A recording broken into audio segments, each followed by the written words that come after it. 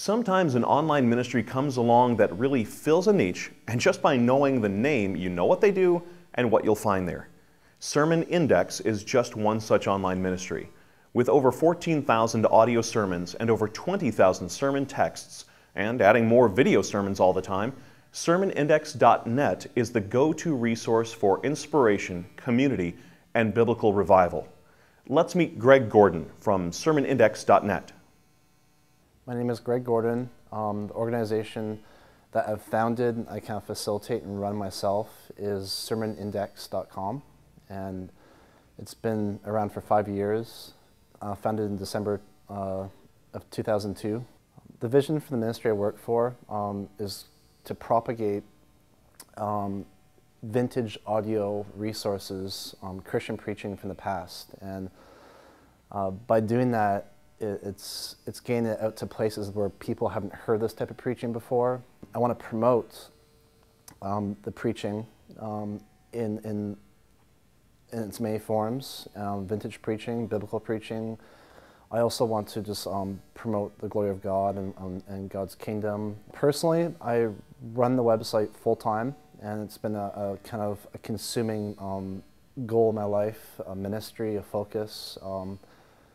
Sermon Index is just more than the website organization. It's really an expression of my heart to see revival in the church and to see biblical preaching brought back in the church. And I kind of had a yearning in my heart stirred around 7 years ago to see more biblical or more stronger Bible teaching, topics that were left out in pulpits and churches I visited. And I really wanted to see a deeper level of teaching, a deeper level of hunger for the things of God. And my dissatisfaction came in many ways, and it came mostly through just reading the Bible and then hearing what was reflected in some of the modern day preaching and thinking that something was missing.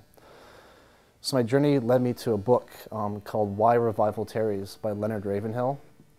And this book was very instrumental in stirring up a hunger in my heart to see revival in the church and to see just better biblical preaching in the church. And after reading that book, I went to search out audiovisual resources of Leonard Ravenhill himself, and I ran across a website that had that, and I got in contact with a family.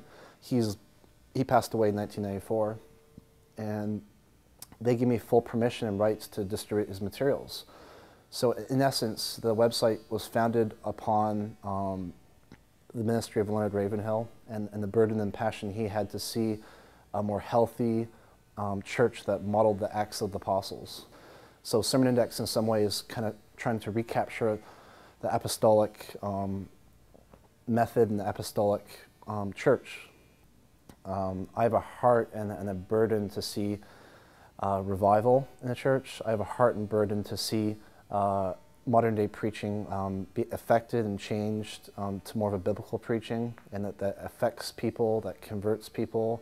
I had a radical transformation myself when I was saved, from darkness to light, and I believe that God still is in the business of converting people and bringing people from darkness to light, and I just enjoy seeing that happen in my life personally, and I enjoy seeing that happen through the website, that people have recaptured some of these old truths and have gone out and propagated and taught them and have seen fruit, and I've seen the same thing happen again. It's hard at times to have a burden for revival in the church, but at times it's very easy because it's God's burden. It's not mine to carry. I think the most profound story I've heard in the last while was a man in Alberta, Canada. He was a bartender, and he went to search out Christian writings on the internet, and he ran across A.W. Tozer.